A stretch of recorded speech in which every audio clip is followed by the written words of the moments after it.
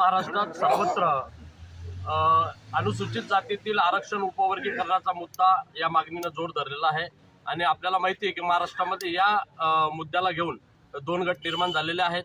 या महाराष्ट्रामध्ये सध्या अस्तित्वात असलेलं जे काही भाजप सरकार आहे, या सरकारने अनुसूचित जातीमध्ये उपवर्गीकरणाचा जो कट रचलेला आहे तो कदापि या ठिकाणी बौद्ध समाज आणि अनुसूचित जातीतील ज्या 57-58 जाती आहेत त्या कदापि त्यांचा डाव यशस्वी होऊ देणार नाही।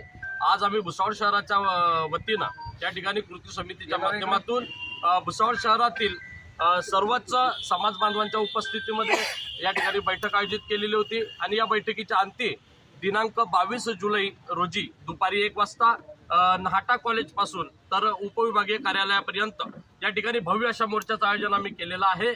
सरकारने रचलेला जो डाव आहे उपवर्गीकरणाचा तो कदापि या ठिकाणी यशस्वी होऊ नये आणि त्या वर्गीकरणाच्या निर्णयाला विरोध म्हणून हा मोर्चा असेल। त्याच्यामध्ये अन्यही मागण्यांचा आम्ही त्या ठिकाणी समावेश केलेला आहे। हा मोर्चा यशस्वी होण्यासाठी समाजातील सर्व स्तरातील सर्व क्षेत्रातील पदाधिकारी मान्यवर या ठिकाणी त्याच्या यशस्वीतेसाठी प्रयत्न करतायत आणि आज ही बैठक संपन्न झालेली आहे।